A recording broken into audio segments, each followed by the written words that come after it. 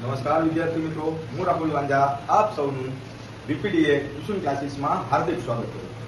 મિત્રો, આજે આપણે વિજ્ઞાન વિષય ભણવાનો છે જે એસએસસી જીડી માટે ખૂબ જ ઉપયોગી છે. એસએસસી જીડી હોય કે ટી હોય એ હોય, આની એક્ઝામમાં વિજ્ઞાન વિષય છે એના ખૂબ પ્રશ્નો પડે છે. તો આજે આપણે એવો ટોપિકનો અભ્યાસ કરવાનો છે કે જે પરીક્ષામાં તમને ખૂબ ઉપયોગી છે. મિત્રો, આજે આપણે ભણવાનું છે આવર્ત કોષ્ટકનું ત્રીજું મહત્વનું તત્વ એટલે લિથિયમ. તો આવર્ત કોષ્ટક છે એ ત્રીજા નંબરનું મહત્વનું તત્વ છે. કુલ 118 તત્વોમાંથી ત્રીજા નંબરનું તત્વ એટલે કોણ છે? તો કે લિથિયમ છે.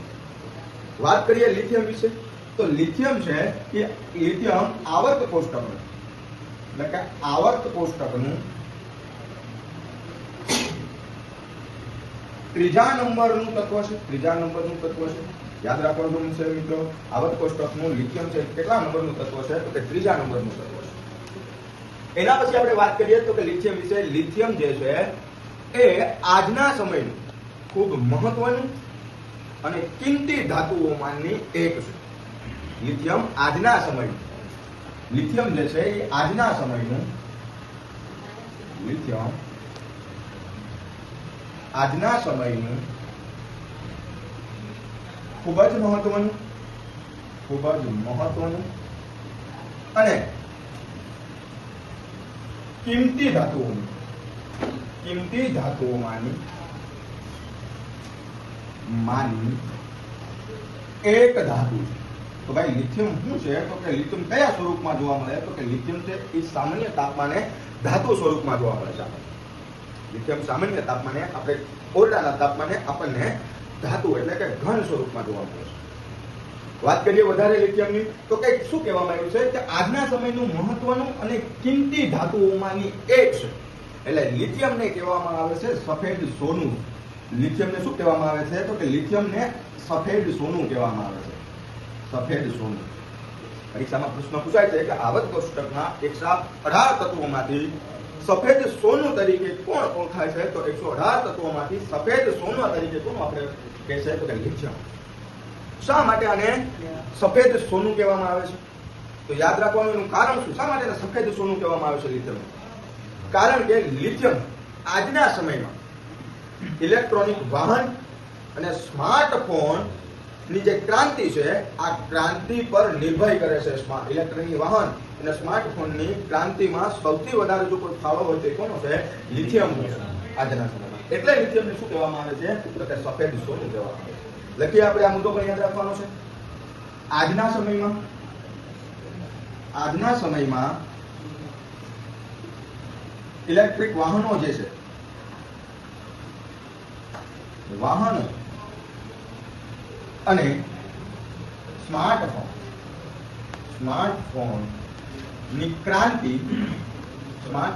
ક્રાંતિ લિથિયમ પર નિર્ભર છે.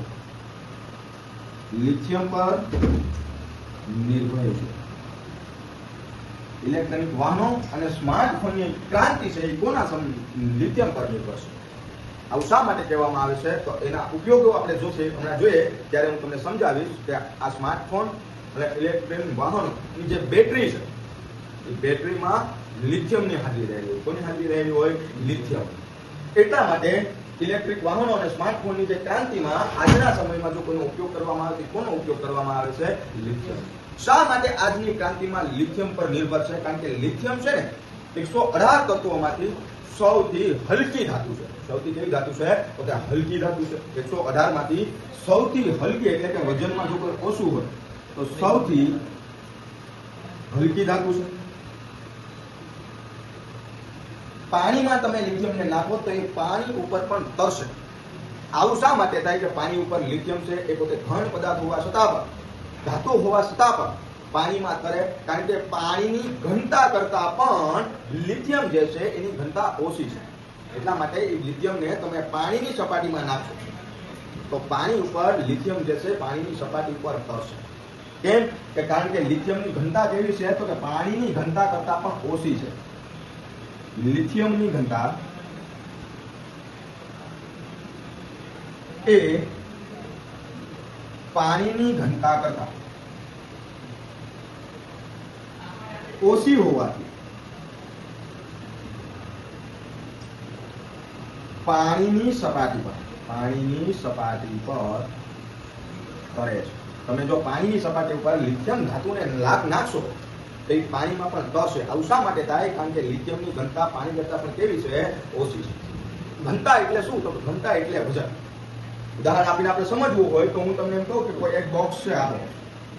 આ બોક્સની અંદર તમે લોખંડના ટુકડા ઉમેરો, સરખા કદના બોક્સ છે.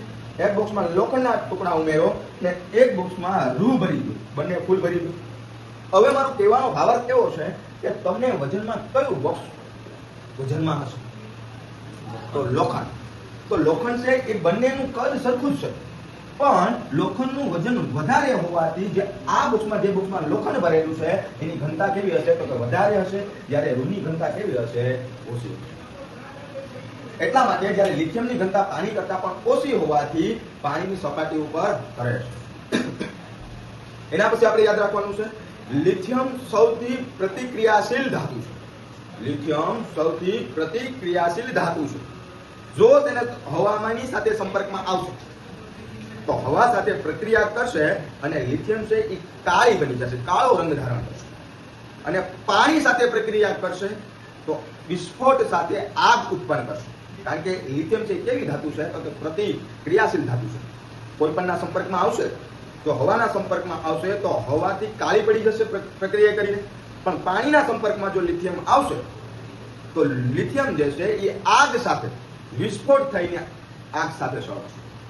એટલે સૌથી પ્રતિક્રિયાશીલ એટલે કે સૌથી ક્રિયાશીલ કોઈ ધાતુ હોય તો એ કોણ છે મિત્રો? તો કે લિથિયમ છે. લિથિયમ સૌથી પ્રતિક્રિયાશીલ ધાતુ છે. જો હવાના સંપર્કમાં આવશે, કોના સંપર્કમાં આવશે? તો હવાના સંપર્કમાં આવશે તો કાળી પડી જશે. કેવી થઈ જશે? તો કાળી પડી જશે.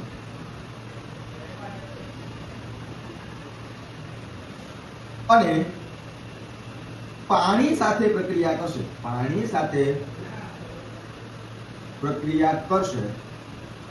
તો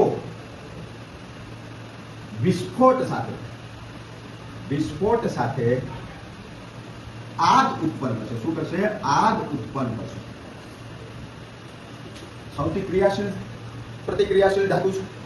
જો તમે એના પાણીના સંપર્કમાં આવશે તો વિસ્ફોટ સાથે આગ ઉત્પન્ન કરશે. અને હવાના સંપર્કમાં આવશે તો શું થશે? કે એ કાળી પડી જશે. શા માટે? કારણ કે આ સૌથી પ્રતિક્રિયાશીલ છે. જેથી કરી અને એને ખુલ્લું રાખશો તો એ ફટાફટ કોઈ સાથે પ્રક્રિયા કરી નાખશે, રાસાયણિક પ્રક્રિયા કરી નાખશે, જેથી કરી અને એમાં ફેરફાર થઈ જાય. જો પાણી સાથે પ્રક્રિયા કરે તો વિસ્ફોટ સાથે આગ ઉત્પન્ન કરશે. એટલે આ લિથિયમ છે એને કેરોસીનની અંદર રાખવામાં આવે છે. લિથિયમને કેનો અંદર રાખવામાં આવે છે? પરીક્ષામાં પ્રશ્ન પૂછાય તો લિથિયમને કેરોસીનમાં રાખવામાં આવે છે. જો લિથિયમને તમારે રાખવી હોય તો તમે કેમાં રાખી શકો? કેરોસીનમાં રાખી શકો. કારણ કે સૌથી પ્રતિક્રિયાશીલ ધાતુ છે. કોઈના સંપર્કમાં આવશે તો જલ્દી પ્રક્રિયા કરશે. જો આને રાખવી હોય તો આપણે કેમાં રાખી શકીએ? એને તો કે કેરોસીનમાં રાખી શકીએ. ત્યાર પછી આપણે લિથિયમ છે તો લિથિયમના ઉપયોગો જોવાના છે. તો લિથિયમના ઉપયોગો શું? તો કે અત્યારે જે સ્માર્ટફોન આપણે વાપરીએ છીએ, આ સ્માર્ટફોન છે, કમ્પ્યુટર છે, ઇલેક્ટ્રિક વાહનો જે છે, આની બેટરી બનાવવા માટે આપણે લિથિયમનો ઉપયોગ કરીએ છીએ. લિથિયમનો ઉપયોગ શા માટે કરીએ છીએ? એનું કારણ છે કે લિથિયમ છે પોતે હલકી ધાતુ છે. એક વખત તમે એને ચાર્જિંગ કરો તો જલ્દી ચાર્જિંગ થઈ જાય છે અને ઉતરવામાં ખૂબ જ સમય લાગે છે. કારણ કે પ્રતિક્રિયાશીલ ધાતુ છે અને વજનમાં હલકી હોવાને લીધે આ બેટરી બનાવવા માટે, સ્માર્ટફોનની બેટરી હોય કે કમ્પ્યુટરની બેટરી હોય કે કોઈ ઇલેક્ટ્રિક વાહનોની બેટરી હોય, બાઇક હોય, રિક્ષા હોય, ઇલેક્ટ્રિક બસ, ઇલેક્ટ્રિક કાર, એની નાની બેટરીઓ, સ્માર્ટ વોચ છે, તો આ બધી જ બેટરીઓ આપણે જે બનાવીએ છીએ એ બેટરીઓ કોની બનાવવામાં આવે છે મિત્રો? તો કે લિથિયમની બનાવવામાં આવે છે. ત્યાર પછીનો એનો ઉપયોગ જોઈએ કે જો લિથિયમ ધાતુને કાચ સાથે ઉમેરવામાં આવે તો કાચની મજબૂતાઈ વધી જશે. કાચની મજબૂતાઈ કરશે વધારશે. આ લિથિયમ ભારત ક્યાંથી મંગાવે છે? તો જો લિથિયમનું સૌથી વધારે ઉત્પાદન કરતો દેશ છે ને એ અમેરિકા છે, અને બીજા નંબરે ચીન છે. એટલે ભારત જે છે એ અમેરિકા અને ચીન પાસેથી આ લિથિયમ અને બેટરી, મોટા ભાગનું લિથિયમ અને મોટા ભાગની બેટરીઓને આપણે ક્યાંથી તૈયાર કરીએ છીએ? તો કે અમેરિકા અને ચીન પાસેથી. આપણે ઉપયોગ લખી નાખીએ. પહેલો ઉપયોગમાં શું આવશે? તો કે ઉપયોગ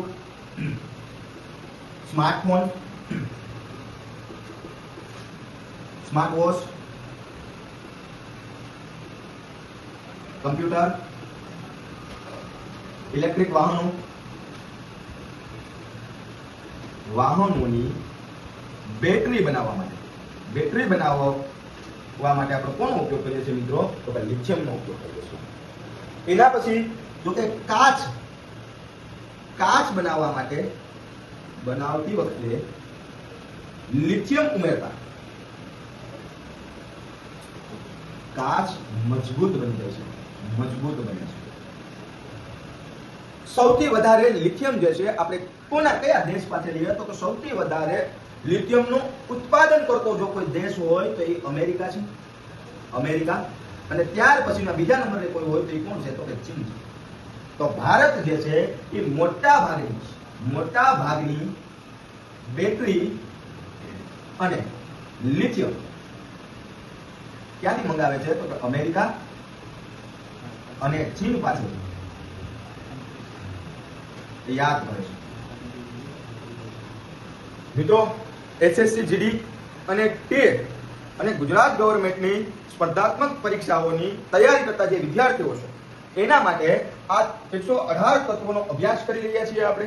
એમાં આજે આપણે ત્રીજા નંબરનું આવર્ત કોષ્ટકનું ત્રીજા નંબરનું તત્વ એટલે કે લિથિયમનો અભ્યાસ કરીએ છીએ. આવતીકાલે ફરીથી આપણે 4 નંબરના તત્વનો અભ્યાસ કરશું. એટલા માટે જો કોઈ વિદ્યાર્થી નવા હોય તો આપણી આ યુટ્યુબ ચેનલને લાઈક કરો, શેર કરો, સબસ્ક્રાઇબ કરો અને તમારા મિત્રોને શેર પણ કરો, જેથી કરી અને એને પણ આ જે આપણે ફ્રીમાં ભણાવીએ છીએ એ પણ એને ઉપયોગી થાય છે. ચાલો મળીએ આવતા લેક્ચરમાં. ત્યાં સુધી મને રજા આપો. જય હિન્દ, જય ભારત.